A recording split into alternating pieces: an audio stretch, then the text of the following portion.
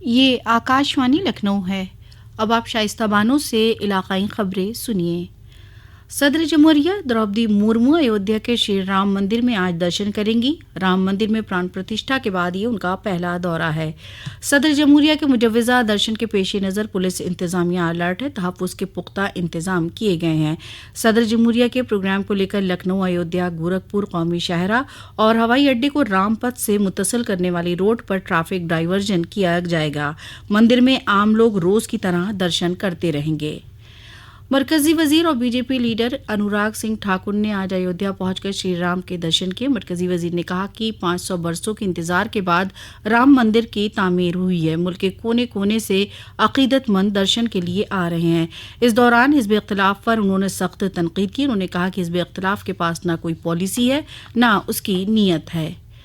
لوک سبھا انتخابات کے تیسرے مرحلے کے لیے فتح پور سیٹ سے آج بھارتیہ جنتا پارٹی کی امیدوار سادھوی نرنجن جیوتی نے اپنا پرچہ نامزدگی داخل کیا۔ اس موقع پر ان کے ساتھ نائب وزیر اعلیٰ برجیش پاٹھک بھی موجود تھے۔ لوک سبھا الیکشن کے تیسرے مرحلے کی ووٹنگ کی تاریخ قریب آنے کے ساتھ ہی مختلف سیاسی پارٹیاں ملک بھر میں ریلیاں کر رہی ہیں۔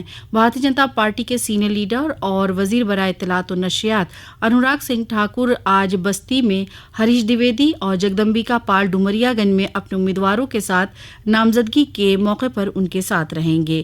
سینئر لیڈر اور وزیر دفاع راجناتھ سنگھ آنولہ میں دھرمیندر کشیپ کی حمایت میں اور فتح پور سیکری آگرہ میں انتخابی ریلی کریں گے۔ اتراکھنڈ کے وزیر اعلیٰ B J P leader Pushkar Singh Dhami Ayodhya میں ریلی کریں گے۔ اس کے علاوہ بی جے پی لیڈر اور بھوجپوری فلم اسٹار دنیش لال یادو نرہوا بھی آج اعظم گڑھ لوک سبھا سیٹ سے اپنا پرچہ داخل کریں گے۔ سماجوادی پارٹی کے صدر اکھلیش یادو مین پوری لوک سبھا سیٹ سے ڈمپل یادو کے لیے انتخابی تشہیر کریں گے۔ تیسرے مرحلے میں 7 مئی کو ووٹ ڈالے جائیں گے۔ لوک سبھا انتخابات میں چھٹے مرحلے میں لوک سبھا حلقوں میں پرچے نامزدگی داخل کرنے کی آخری تاریخ 6 مئی ہے۔ 7 کو پرچوں کی جانچ ہوگی۔ امیدوار 9 مئی کو نام واپس لے سکتے ہیں۔ چھٹے مرحلے میں سلطان پور، پرتاپ گڑھ، پھول پور، پریاگ راج، امبیڈکر نگر، شراوتی، ڈومریا گنج، بستی، سنت کبیر نگر، لال گنج، اعظم گڑھ، جونپور، مچھلی شہر، بھدوئی میں 25 مئی کو ووٹ ڈالے جائیں گے۔ الہ آباد پارلیمانی سیٹ سے بی جے پی امیدوار نیرج ترپاٹھی اور پھول پور سیٹ سے پروین پٹیل نے پرچہ نامزدگی داخل کیا۔ نائب وزیر اعلیٰ کیشو پرساد کے ساتھ دونوں امیدوار آج جلوس بھی نکالیں گے۔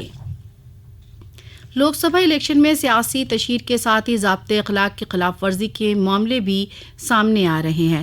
اتر پردیش کے فرق آباد میں کل ضابطۂ اخلاق کی خلاف ورزی کے الزام میں سابق وزیر خارجہ سلمان خورشید اور ان کی بھتیجی ماریہ عالم کے خلاف FIR درج کی گئی۔ 2 دن قبل سیتاپور ضلع میں بہوجن سماج پارٹی کے کوآرڈینیٹر آکاش آنند اور 4 دیگر کے خلاف بھی ضابطۂ اخلاق کی خلاف ورزی کا معاملہ درج کیا گیا تھا۔ کشی نگر ضلع میں additional superintendent of police Abhinav Tyagi نے غیر ضلعی انتخابات کے لیے روانہ ہونے والی پولیس ٹیم کو بریف کیا۔ پرامن اور غیر جانبدارانہ الیکشن کے لیے پولیس اہلکاروں کو افسران نے ضروری ہدایات دیں۔ مرزا پور میں لوک سبھا انتخابات کو بغیر رکھنے اور شفاف طریقے سے کرائے جانے کے مد نظر ایس پی ابھینندن نے اہرورہ علاقے کے نکسل متاثرہ برنریبل بوتھوں اور پولنگ مراکز کا معائنہ کیا۔ اس دوران انہوں نے افسران کو ضروری ہدایات بھی دیں۔ سپرنٹینڈنٹ آف پولیس نے دیہی باشندوں کے ساتھ بیٹھ کر ان سے بات کی اور اس دوران انہوں نے کہا کہ وہ کسی کے بہکاوے میں نہ آئیں، بغیر ڈر و خوف کے اپنے حق رائے دہی کا استعمال کریں۔ انہوں نے لوگوں سے زیادہ ووٹ دینے کی اپیل کی۔ دلی اور آس پاس کے علاقوں کے کچھ اسکولوں میں بم کی دھمکی کا ای میل ملنے کے بعد دلی پولیس افسران نے پروٹوکول کے مطابق سبھی اسکولوں کی جانچ کی، جس میں کوئی بھی قابل اعتراض چیز نہیں ملی۔ دلی پولیس نے سبھی کو امن بنائے رکھنے اور پینک نہ ہونے کی اپیل کی۔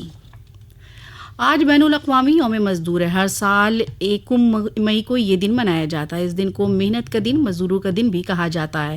یوم مزدور کے اس سال کی تھیم ہے آب و ہوا میں تبدیلی کے درمیان کام کی جگہ پر مزدوروں کی صحت اور تحفظ کو یقینی بنانا۔ ریاست میں لوک سبھا انتخابات کے چوتھے مرحلے کی 13 سیٹوں پر 130 امیدوار انتخابی میدان میں ہیں۔ اس مرحلے میں 8 امیدواروں نے نام واپس لے لیے۔ پرچوں کی جانچ میں تقریباً 138 امیدواروں کو پرچے صحیح پائے گئے اور 82 امیدواروں کے پرچے خارج ہو گئے تھے۔ اسی کے ساتھ آکاشوانی لکھنؤ سے علاقائی خبریں ختم ہوئیں۔